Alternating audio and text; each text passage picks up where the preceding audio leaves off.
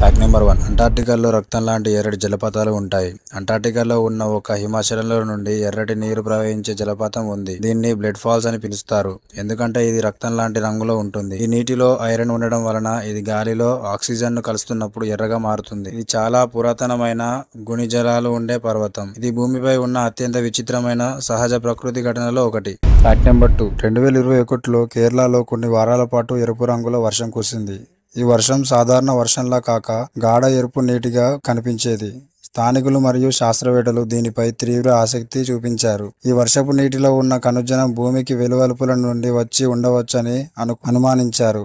కొంతమంది ఇది alien DNA కలిసిన వర్షం కావచ్చని కూడా చెప్పారు. నెంబర్ 3. ప్రకృతిని కేవలం 2 నిమిషాలు చూస్తే ఒత్తిడిని తగ్గించగలదు. మనసు కులతంగా ఉన్నప్పుడు ప్రకృతి దృశ్యాలను చూడటం వల్ల శాంతిని కలిగిస్తుంది. కేవలం 2 నిమిషాల పాటు చెట్లు, పూలు లేదా ఆకాశాన్ని చూస్తే ఒత్తిడి తగ్గుతుంది. ప్రకృతి దృశ్యాలు మన మెదడులో సానుజల భావాలను ఉద్దేశింపజేస్తాయి. ప్రకృతిని పరిశీలించడం మెదడు విశ్రాంతి తీసుకునేందుకు సహాయపడుతుంది. రోజు కొంతసేపు ప్రకృతి దృశ్యాలను చూడటం వల్ల మన ఆరోగ్యానికి మంచిదని శాస్త్రజ్ఞులు చెబుతున్నారు.